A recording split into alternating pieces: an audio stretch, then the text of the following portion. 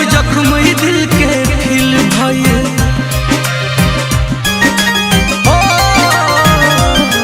दुनिया में जियल मुश्किल भइल, अब जख्म दिल के खिल भइल।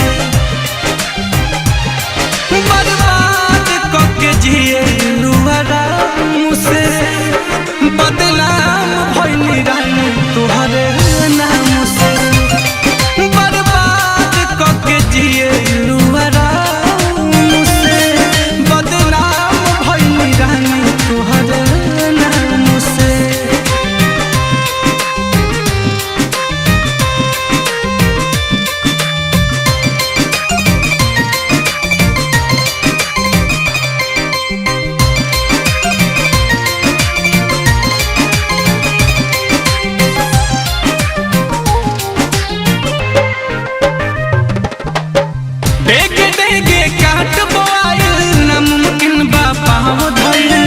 अपने खास देखल ना चाहे, प्यार के दुश्मन लोग भइल।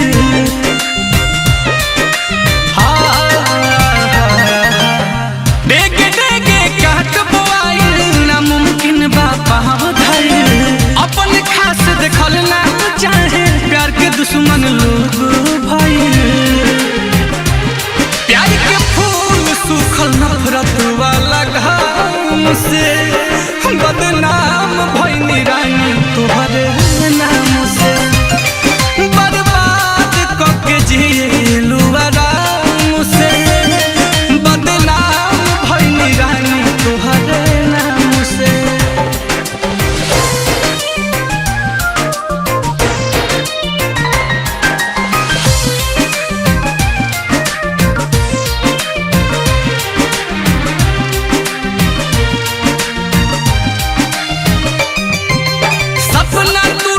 शीशा जैसे दिल चकना चूर भइल।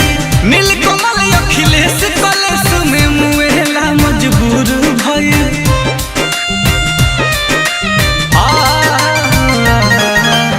सपना टूटल शीशा जैसे दिल चकना चूर भइल। नीलकमल अखिलेश कलेश में मुएला मजबूर भइल।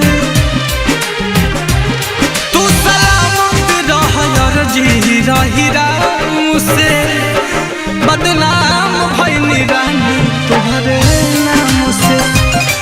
बर्बाद करके जियल आराम से, बदनाम भइल रानी तुहरे नाम से।